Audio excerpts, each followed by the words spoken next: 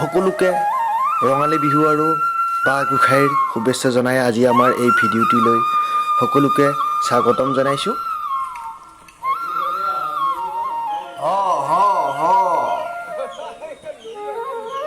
লাও খা বেঙেনা খা বছৰে বছৰে বাঢ়ি যা। এয়া আমাৰ পবিত্ৰ দিন, যিয়ে আমাক কৃষি কাৰ্যত সহায় কৰি আমাৰ গুৰুৱে আমাক সহায় কৰি অতদিনে আছে। তেওঁ আজি আমি পূজা কৰি গা ধুৱাই আজি আমি গৰুক ধুনীয়াকৈ গা চা ধুৱাওঁ। সেয়ে আমাৰ গৰু বিহু।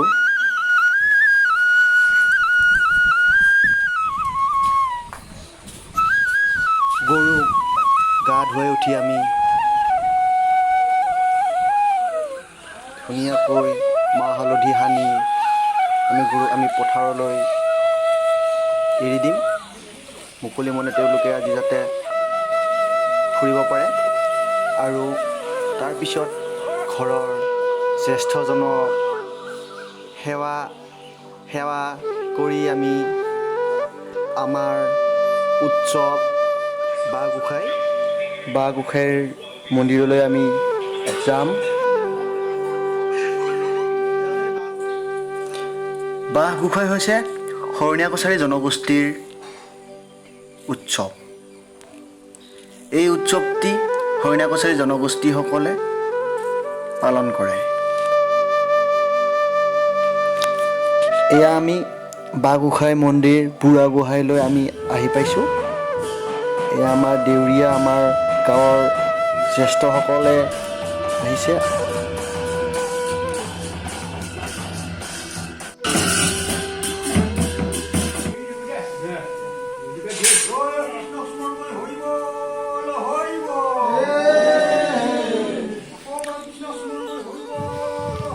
এয়া মন্দিৰত সেৱা ভাগ কৰি বাঁহ গোঁসাই বাঁহ কাটিবলৈ আমাৰ শৰণীয়া কছাৰী জনগোষ্ঠীৰ লোকসকল যাব ওলাইছে। প্ৰথমতে মন্দিৰত এপাক ঘূৰি তাৰপিছত বাঁহ কাটিবলৈ সকলো গাঁৱৰ শৰণীয়া কছাৰী ৰাইজসকল বাঁহ কাটিবলৈ এয়া গৈ আছে।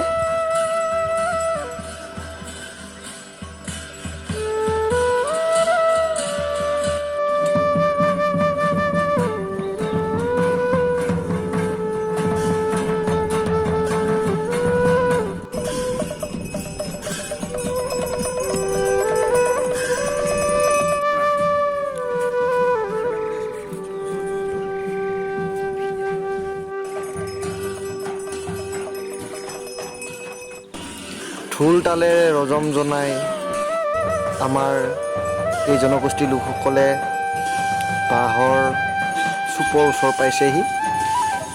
এই বাঁহ চুপৰ গুৰত পূজা কৰি ফুল পানী সেন্দুৰাজি আদি ফুট দি ধূপ ধূনাৰে পবিত্ৰ কৰি বাঁহ গছডালক আমাৰ এই দেউৰীয়ে কাটিছে।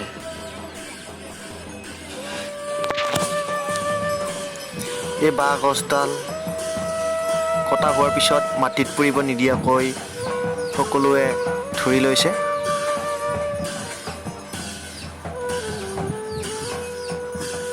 এই বাঁহ গোঁসাইটো আমি যেতিয়ালৈকে আমি পূজা কৰি থাকিম তেতিয়ালৈকে এই বাঁহ গছজোপা আমি মাটিত পৰিবলৈ নিদিওঁ।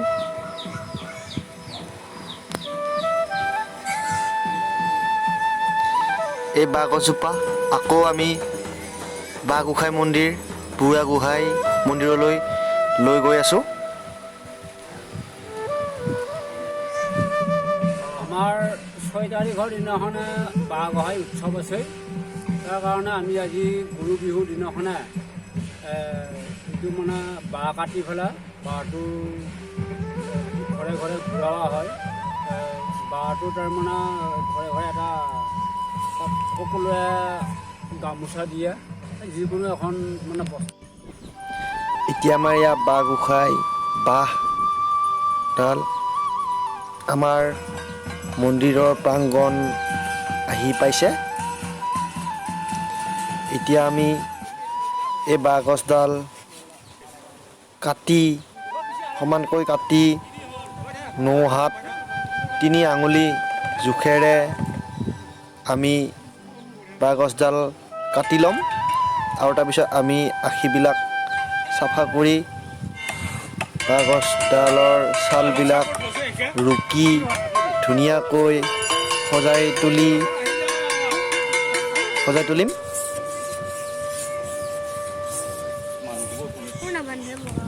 আৰু আমি বাঁহগছডালৰ মূৰত এটা মুকুট পিন্ধাই পানীৰে ধুই আৰু ফুল পানী ছিটাই তেল সানি আমি এই বাঁহগছডালক পবিত্ৰ কৰি আমি কাপোৰ পিন্ধাই বাঁহগছডালক আমি গোহাই লৈ আমি সাজু কৰি ৰাখিম।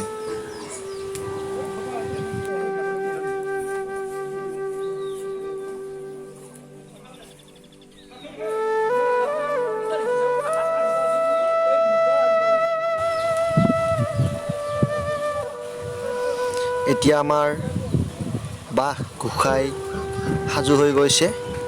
আমি বাঁহ গোঁসাইক ফুলৰ মালা পিন্ধাই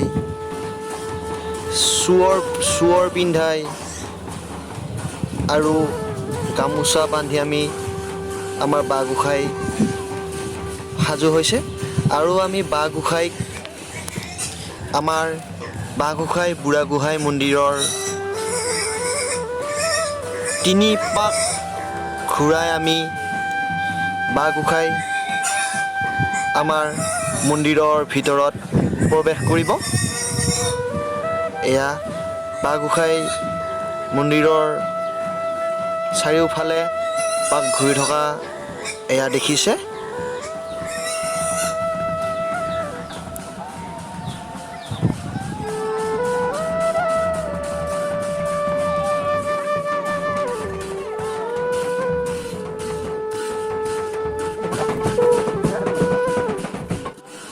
তিনি পাক সম্পূৰ্ণ হোৱাৰ পিছত এয়া আমাৰ বাঁহ গোঁসাই মন্দিৰত প্ৰৱেশ কৰি থকা হৈছে। এয়া বাঁহ গোঁসাই প্ৰৱেশ কৰি আছে আমাৰ মন্দিৰত। এয়া আমাৰ ভক্তসকলে ধুনীয়াকৈ ঢোল তাল বজাই বাঁহ গোঁসাইক মন্দিৰৰ ভিতৰলৈ আদৰি লৈ আহিছে।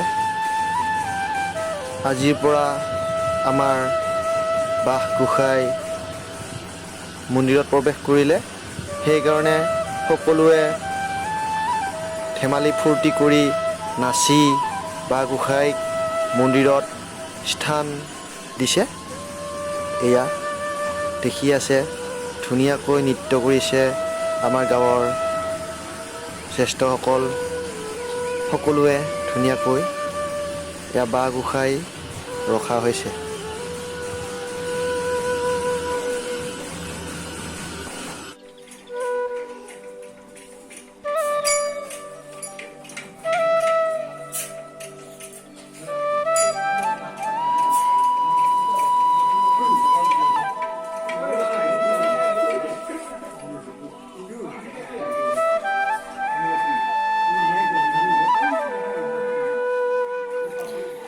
আজি আমাৰ বাঁহ গোঁসাই ইয়াৰ মন্দিৰতে ৰখা হ'ব আৰু অহাকালি বহাগৰ 1 তাৰিখৰ পৰা আমাৰ বাঁহ গোঁসাই মানুহৰ ঘৰে ঘৰে নিয়া হ'ব আৰু তাতেই গাঁৱৰ মানুহবিলাকক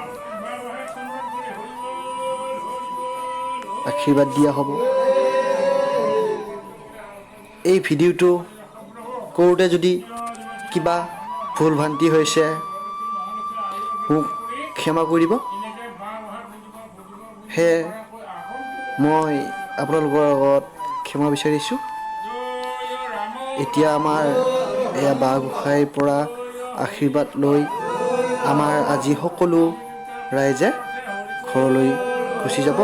আকৌ অহাকালি ৰাতিপুৱাৰ পৰা আমাৰ বাঁহ ফুৰুৱা নিয়া হ'ব। ধন্যবাদ। জয় ঈশ্বৰনীয়া কছাৰী।